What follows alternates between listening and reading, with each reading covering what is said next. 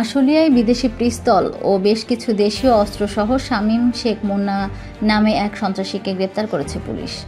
শিল্পাঞ্চলে ঝুট ব্যবসা নিয়ন্ত্রণসহ বিভিন্ন সন্ত্রাসী কাজে জড়িত এই শামীম শেখ মুন্নার বিরুদ্ধে বিভিন্ন থানায় একাধিক মামলা রয়েছে।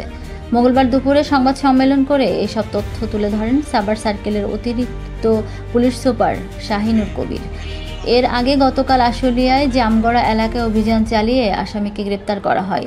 তবে এ সময় পালিয়ে যায় তার সাথে থাকা কয়েকজন সহযোগী। গ্রেপ্তার শামীম শেখ মুন্না নড়াইলের বল্লারটোপ গ্রামের মৃত ইব্রাহিম শেখের ছেলে। বর্তমানে জামগড়া এলাকায় ভাড়া বাসায় থেকে শিল্পাঞ্চলের অবৈধ অস্ত্র ব্যবহার করে ব্যবসা দখল, ছিনতাই, ডাকাতি, চাঁদাবাজি সহ বিভিন্ন সন্ত্রাসী কাজে জড়িত।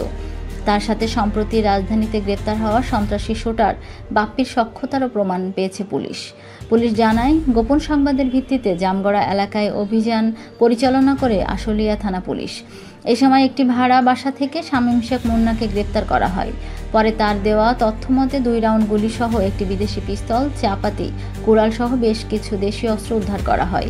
এ ঘটনায় পলাতক আসামিদের ধরতে অভিযান চলছে বলে জানান পুলিশ।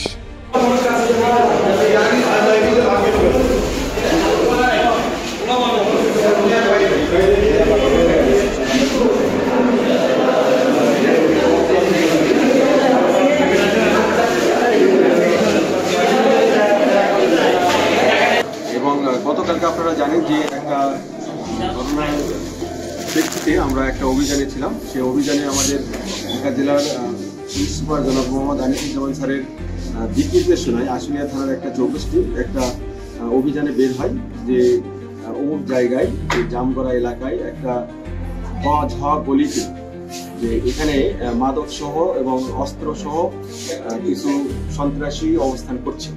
তো তার প্রেক্ষিতে একটা চৌকস দল সেখানে রেড দেয়। রেড দেওয়ার পরে সেখানে জনৈক ইব্রাহিম শেখ নামক এক ব্যক্তির বাড়িতে সেখানে হানা দেওয়া হয়। দেওয়ার পরে দেখা যায় যে শামীম হোসেন ওরফে মুন্না শেখ এবং তার সাথে থাকা আরো কয়েকজন লোক ওই জায়গাতে মানে একটা বড় ধরনের অপরাধ করার জন্য তারা প্রস্তুতি নিচ্ছিল।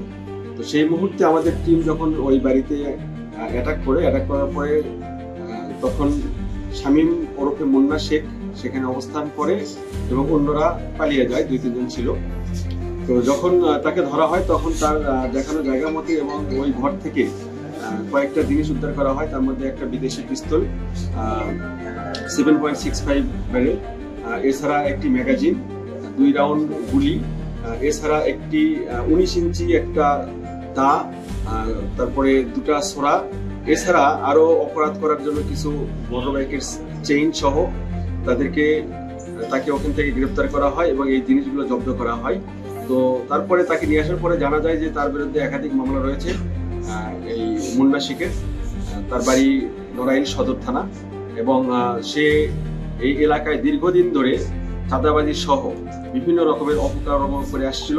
এবং আরো জানা যায় যে তার সাথে যে রিসেন্টলি ডিএমপির ভিতরে যে বাপ্পিকে গ্রেপ্তার করা হয়েছে, শুটার বাপ্পি, যে পুলিশের উপরে আক্রমণ করেছিল এবং তাকে গ্রেপ্তার করা হয়েছে, তার সাথে এর একটা বড় সখ্যতা রয়েছে। এই ধরনের অপকর্মের সাথে সে দীর্ঘদিন ধরে জড়িত এবং এই এলাকায় যে ঝুট নিয়ে এবং জমি দখল সহ বিভিন্ন রকমের চাঁদাবাজি সহ বিভিন্ন রকমের অপকর্মে সে নেতৃত্ব দিয়েছে, সেটা আমাদের কাছে প্রাথমিকভাবে স্বীকার করেছে।